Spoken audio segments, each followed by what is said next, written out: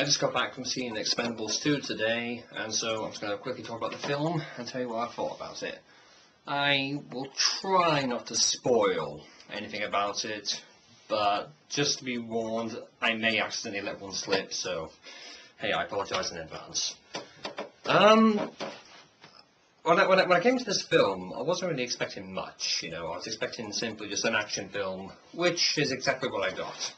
And I wasn't really disappointed. You had Sylvester Stallone, you had Jet Li for about 10 minutes, but I'll get to that in a minute.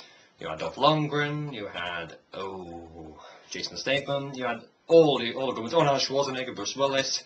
You had all these great actors from the 80s and the 90s and the early 2000s.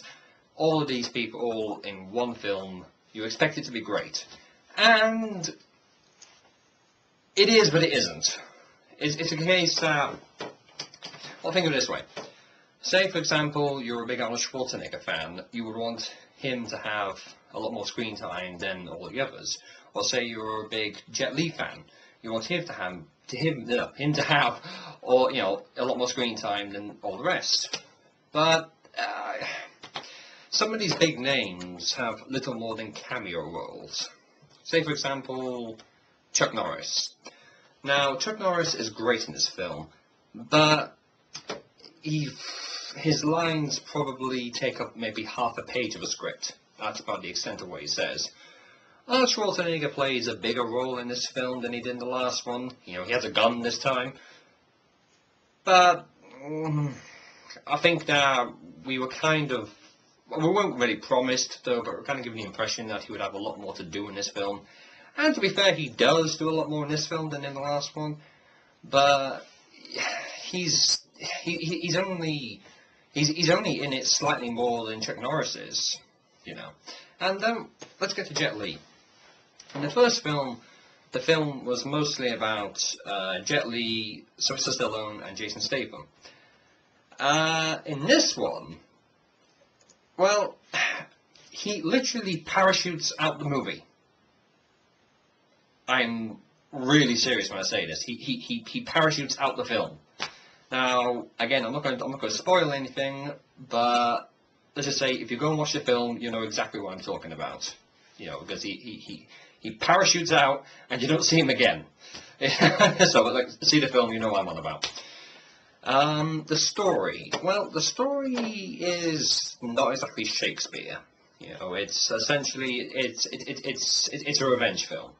That's basically it.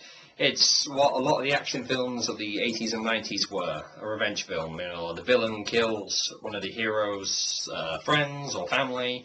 The hero wants revenge, so therefore he goes and chases after this villain, kills about 1,000 henchmen, and then finally gets the villain himself to get this big action fight scene. And that's what we got in this film. And, well, it really depends on what your mindset is. Is that if you want to have a film that has a deep and engaging story, maybe slightly complicated, it's not The Expendables. You're not going to find it in Expendables 1 or 2.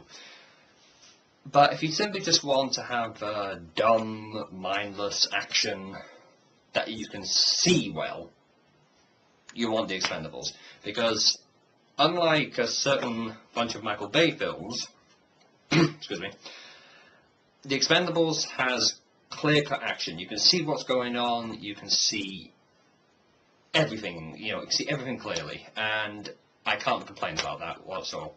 So, what I will say is that if you want to have just like a good time with your friends, go and see The Expendables 2.